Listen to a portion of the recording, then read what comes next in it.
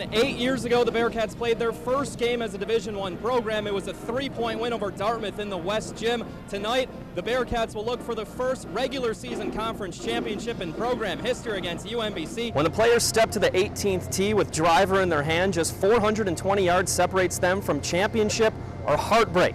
The key is putting that drive in the center of the fairway. I'm not a meteorologist, but I do know this. The green, not good if you're trying to get baseball games in. The biggest question for the Jets offense won't be who throws the ball, but who catches it. The team has no Pro Bowl receivers. Evans says he learned a lot in the big leagues from former B-Mets like David Wright and Jose Reyes.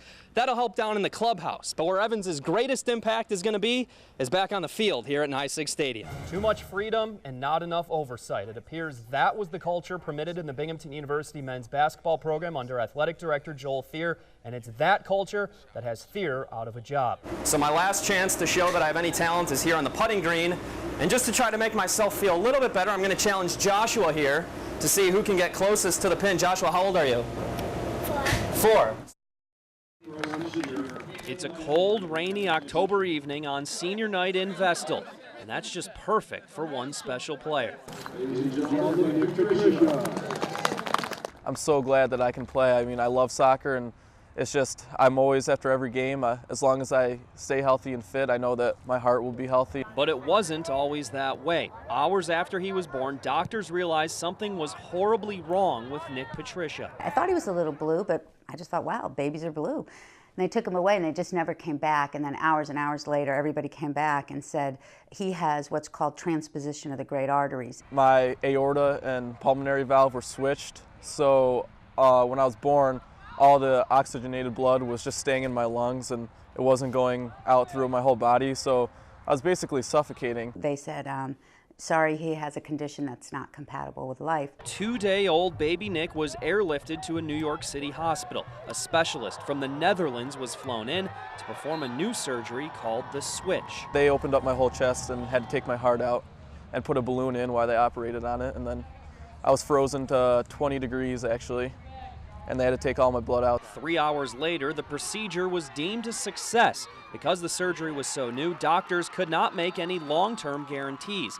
But 17 years later, Nick is lucky. Starting in midfield, number 6, senior Nick Patricia. Twice-a-year checkups have come back clean, and the guy known as Nicky P has grown into a 4-year varsity player that'll continue playing in college. Sometimes, if he's not running as fast as I think he should, I will say, Nick, you know, you seem a little tired. It's not your heart, is it?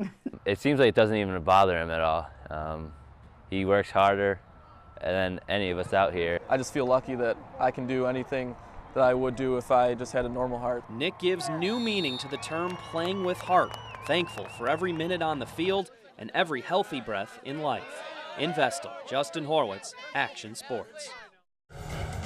I would think it's pretty fair to say now that that embarrassing exhibition loss to Lemoyne has been forgotten by Jim Boeheim's Orangemen. The Cuse cruised through its first 2 real games by a winning average margin of 36 points. Tonight, the first major test of the season against 13th ranked Cal at Madison Square Garden, where Jim Boeheim and crew almost never lose. But they had a shaky first few minutes, but then here comes the Cuse scoop. Jardine breaking ankles to his high school teammate Rick Jackson. And how about some D now at the other end? Arinze Onawaku, get that out. Then Wes Johnson says, nuh-uh. So here comes Scoop the other way, and he had himself a very nice night. Pulls up, hits the jumper, Orange up 6. Jardine, like I said, he had a career night, 22 points, 6 assists, 6 rebounds, 4 steals. He's from Philly, but man, he felt pretty at home tonight on Broadway. SU up 10 now. The Scoop and West show, it's Jardine to Johnson. He had 17. Cuse up 11 at the break. Second half, they don't stop running. Numbers for the Orange.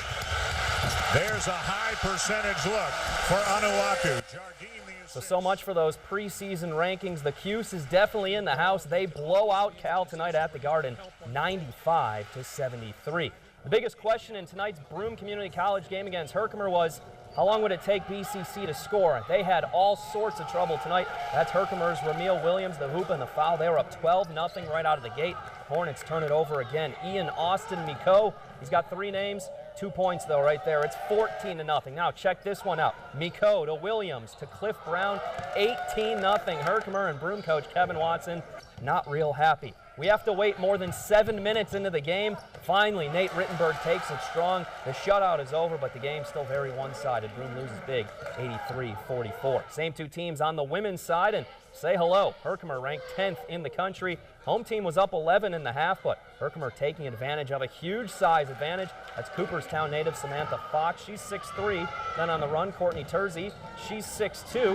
That tied the game up. Hornets, they might be small, but let me tell you, you can't knock the hustle. This is what it's all about. Ann Buckert from Windsor, she gets 2. She had 11 points, and down the stretch, Unitego product Blake Shelton, the key. She made 4 3-pointers, a team-high 14 points. Allie Brewitt also had 14, and the Hornets knock off Herkimer 66-59.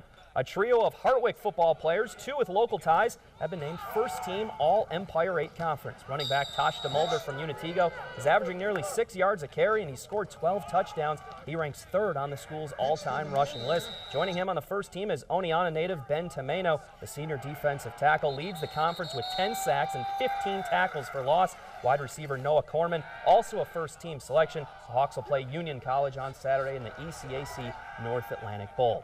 The B-Sens have climbed from division basement to playoff position in less than 2 weeks. An 8-game hot streak that's seen them earn 11 points in the standings will do that. And now the fans have taken note. The team has announced that tomorrow's game against first-place Hershey is already a sellout. The first one of the season. Puck drops at 7:05. On the high school ice tonight, Shenango Forks skating with Binghamton. Forks missing 4 of its key players because, well, they're still playing football, but they don't need them. A 5-on-3 advantage, and Ian Rodkowski snaps off the wicked wrister. It's 4-2 Blue Devils. At the other end, Matt McLaughlin played the second half of the game in goal, and he stopped every shot he saw, including that one. Later in the third period, another pretty power play tally. Matt Dumas in front, going to jam that one home, and Forks skates away with a 5-2 win. For the second time this week, a Maine Endwell baseball star has signed a Division I letter of intent. Third baseman Ty Yasensky is headed to Virginia to play for Old Dominion. Ty says he's had just about enough of that cold weather, and he's in search of the warmer climate. He also says his ultimate goal is to play professionally, and ODU gives him the best chance to get there. I feel like when I walked on that campus, I knew right when I got there that this was the place for me. Ty says his final decision came down to Old Dominion and another Virginia school, that would be Radford. So consider today just a little bit of a warm-up this weekend. Huge. We've got the state semifinals in football, state finals in soccer, field hockey, volleyball. So we'll be running around all weekend. Looking forward to it. When Bill Struzzi arrived at Ithaca College 5 years ago, he was just like any other wide-eyed freshman. I was just glad to be playing college football and be at such a prestigious and well-known school. He developed into one of the team's defensive stars and helped jumpstart the Bombers' run to the 2005 NCAA playoffs. It's picked off by Bill Struzzi. He's coming down the left side. He needs one block. But a nagging leg injury finally prompted a visit to the doctor. The news was much worse than anyone imagined. The 20-year-old had testicular cancer. I thought it was a groin injury during the season, and we thought it was a hernia, and to hear that was, the last thing that they were telling me would be the last thing me and my family were expecting. Billy endured 4 rounds of chemotherapy. He lost 30 pounds and says he woke up every day feeling like he had a hangover. But through it all, he kept a positive attitude. Billy didn't even blink. He just said, hey, I'm going to beat this, and what's the next step? His toughness paid off 7 months later when he was declared cancer-free following surgery to remove the lymph nodes in his stomach. I just had surgery, so I could really get up and jump around, but in my mind, I was just relieved to know that the whole thing was over. Just months after being given a clean bill of health, it appears though Billy's football future was at an all-time high. But that's when life made him deal with another cruel reality. This time, dealing with the unexpected death of his father.